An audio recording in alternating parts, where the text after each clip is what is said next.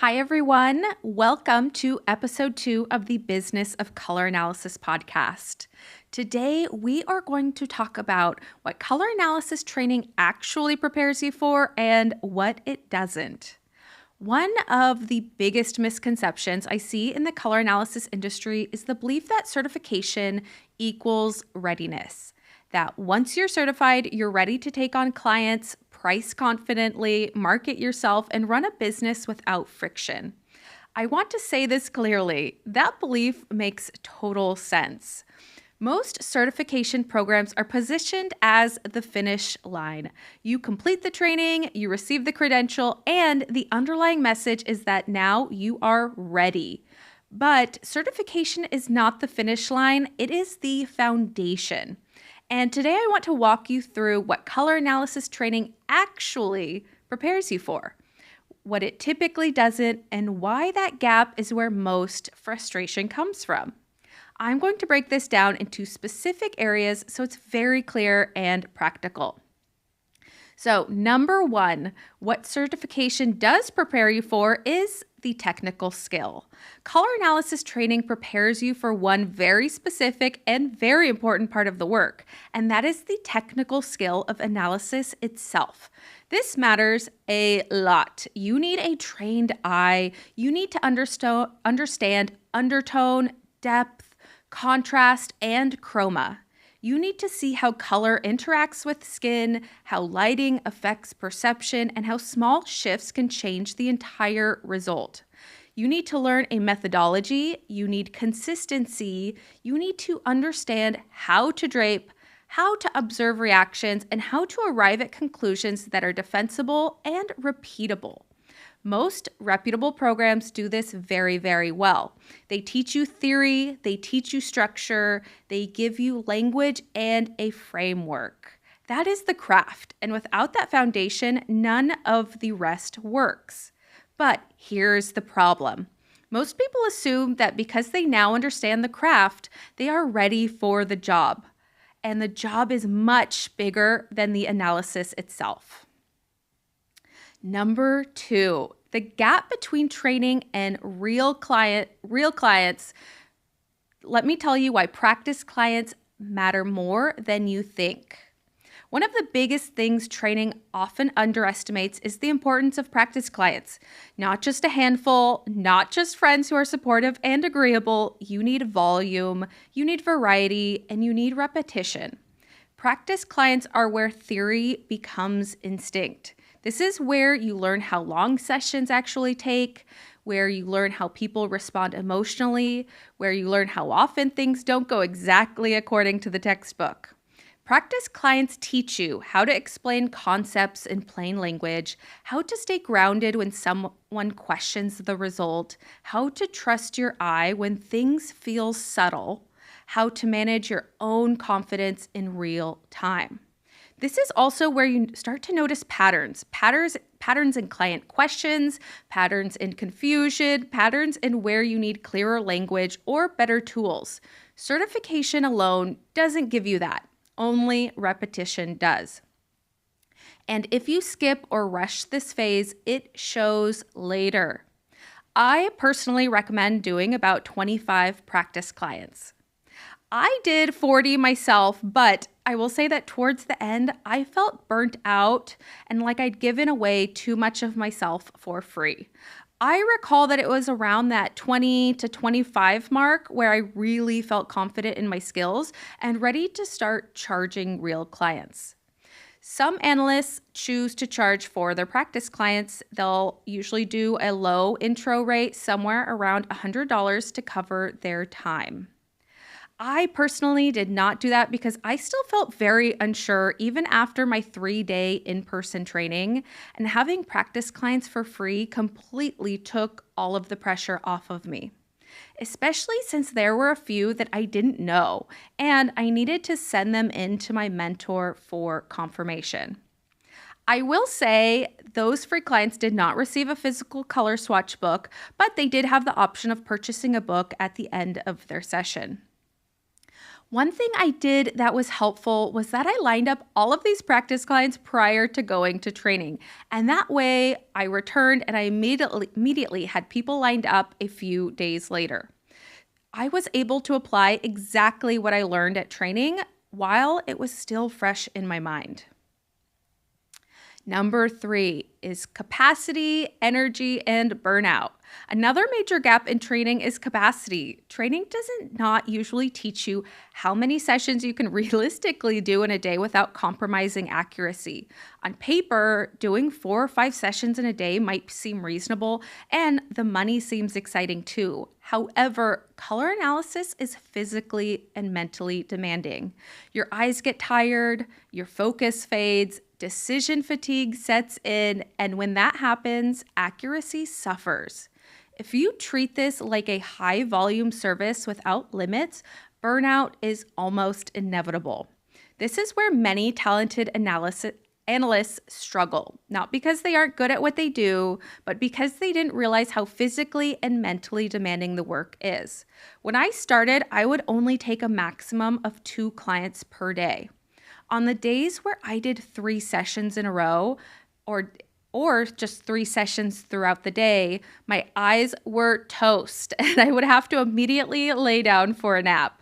Currently, my personal preference is 2 sessions in a day unless I am doing a group session, which often will be somewhere between 3 to 6 clients. The reason I can do more group clients back to back is that you're typically giving the same presentation to the group all at once. For example, you can do your initial welcome talk to the whole group, do all of their color analyses, and then at the end go through and talk to them all about the ideal makeup and the guides that they'll be receiving. It is also super helpful if they are family members because they will look similar and usually have similar coloring. Number 4, pricing is not just about the session. So let's talk about all of the invisible work. Training also rarely prepares you for pricing in a realistic way because the session itself is only one part of the job. There is prep beforehand, there is documentation afterward, there is follow-up communication, there are emails, there are clarifying questions, and there's emotional labor. If you only price for the 90 minutes you're sitting with a client, you are underpricing your work. And underpricing leads to frustration and exhaustion. Pricing is not just about what clients will pay, it's about what allows you to sustain the work. I will be very transparent in that I did roughly 40 clients for free. Then I began charging around the $250 mark, and that included a physical color swatch book. After a few months, I increased that to $325 per session, and then to $500 per session, which is where it currently is at. So these are all in reference to my in-person sessions. I will say that my virtual client sessions are currently at the $300 mark. So prior to increasing my prices, I did notify everyone that the price would be going up, and if they wanted to book at my current rate, they needed to book by a certain date. I highly recommend that you notify clients before you do anything to your pricing so that they're well aware in advance. When I increased my pricing to $500, I also added to the service. I added a 30-minute Zoom follow-up call because I felt like that was missing and I wanted to make sure the service was well-rounded. During this follow-up call, the client and I will cover any and all questions they have. Sometimes they will even take me into their closet and I will look at their clothing and tell them if an item is warm or cool. It is really about what they want to do during that 30 minutes and what they need. I also like having this call because if they're feeling like the season that I gave them is not the right fit and they've already implemented it, I want to know so that I can fix it. I want to either redo their virtual analysis, or if they were in person, I want to redo it. And in either scenario, I will have it confirmed by a third party, usually my mentor, and I will often have it looked at by other color analysts. I want to add that when you increase your pricing, there will most likely be a temporary lull in bookings, and they might slow down for a while. I would not necessarily take this as an indicator that your pricing is too high unless it continues on for several months. Typically, if you're not getting bookings, this is an indicator that you are not showing your value properly through your marketing, not that the price is too high. Number 5, booking systems and business structure. It is so important that you have smooth systems to protect your energy. One of the most overlooked aspects of this business is having a proper booking system. Training rarely covers this, but it's critical. A good booking system does more than schedule appointments. It sets expectations, it filters clients, and it creates ease. So, some of the things you need are clear intake forms, automated confirmations, prep instructions sent in advance, clear policies around rescheduling and cancellations, great follow-up email with resources. I do a deep dive into this in my Seamless Client Journey Guide, and it even includes swipe files that you can copy and paste into your own booking system. So when these systems are in place, clients arrive more prepared, sessions run more smoothly, and you spend less time managing logistics. I rarely ever get questions from clients between the time they book me and the actual analysis session. The smoother your systems are, the more mental space you have to actually do the analysis well. You do not want to be spending time going back and forth with the client on a day and time. You should have a booking system where they can simply go and see what time works best for them and schedule at their convenience. The instructions that are sent prior to the appointment will cut down on a lot of questions. So be sure to cover all of the instructions thoroughly, such as that they shouldn't be wearing makeup, that if you want them to wear a certain item or like piece of clothing, and also what they're going to leave with on the day of their color analysis. For example, my clients receive digital guides, digital color swatches, and a physical color swatch book. Number 6, marketing is a separate skill. Another thing certification rarely prepares you for is marketing, and marketing is not optional. Being excellent at color analysis does not automatically lead to visibility.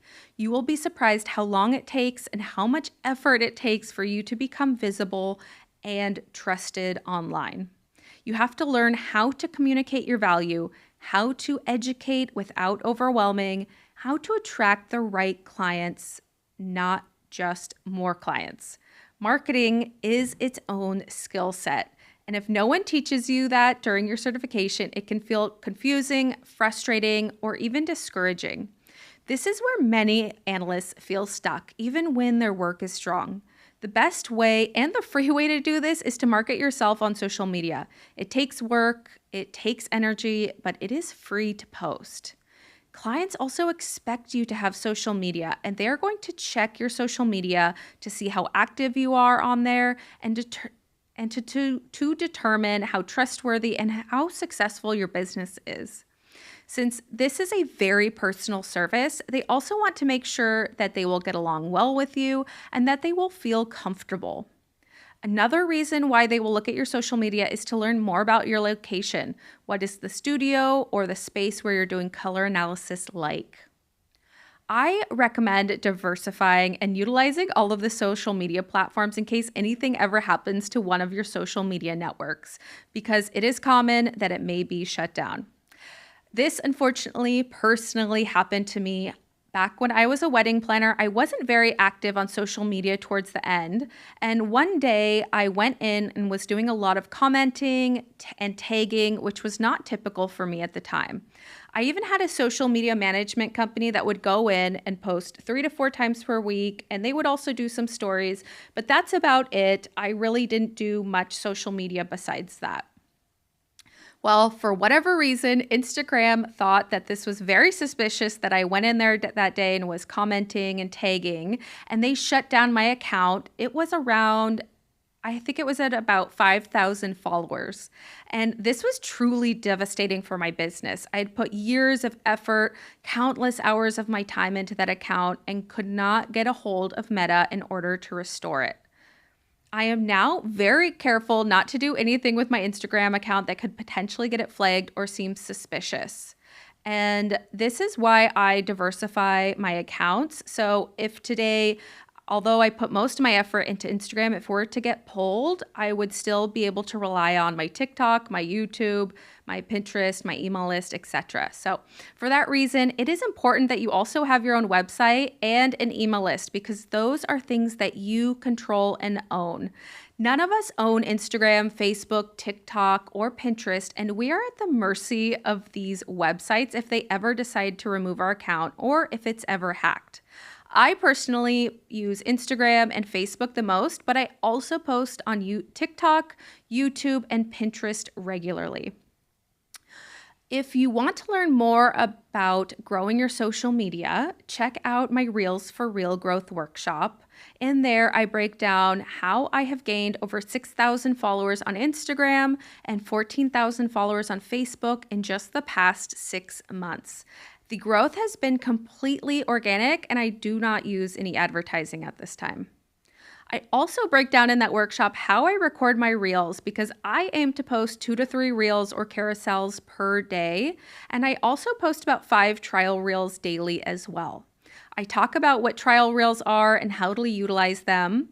I also discuss how I batch my filming days and record 10 to 12 videos in about 1 to 2 hours, and then how I go through and do the editing and posting process.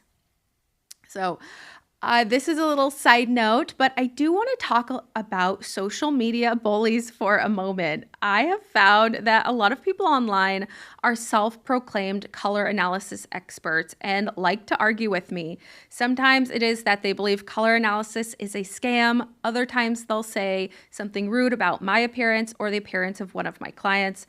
Other times they don't agree with a fact I said about color analysis. I did not experience this in the wedding planning industry. Color analysis is a topic that people are really interested in and very, very passionate about. I've also noticed that as I've grown, people seem to forget that I am a real person running this account and they will leave insensitive comments. I believe that they don't think I'm ever going to see these comments, and I find that the issue lies mostly with Facebook, and it is typically the older women that appear to be in their 70s or so. So my opinion is that they simply don't know how to use social media properly since they didn't grow up with it, and they don't understand how a comment might come across and be interpreted. Of course, I welcome constructive criticism and feedback on my page, but if someone is purposely mean and seems like they're trying to hurt my feelings, I will delete the comment and block them because I have found that if I don't do it right away, they will continue to leave insensitive comments on my page. In order to resolve this, I am in the process of hiring a social media manager that will be able to check my social media daily and answer questions, review comments, and delete anything that is rude or demeaning. Okay, so moving on to number 7, treating color analysis as a craft and a business. I believe color analysis must be treated as both. The craft is the analysis itself, the trained eye, the integrity of the work. The business is everything that allows you to keep doing that work sustainably. Systems, pricing, capacity, client experience, and marketing. Certification gives you a foundation. It does not give you a finished structure. What you build on top of that foundation determines whether this work supports your life or drains it. So if you are currently in training, newly certified, or even years in and feel frustrated, struggling does not mean that you chose the wrong path. Most of the time, it means you were never given the full picture, and that's not a personal failure. I believe it's an industry gap, and this podcast now exists to help fill that gap. In future episodes, we'll talk more about pricing models, client experience design, certifications, systems, and much more. Thanks for listening to the Business of Color Analysis podcast.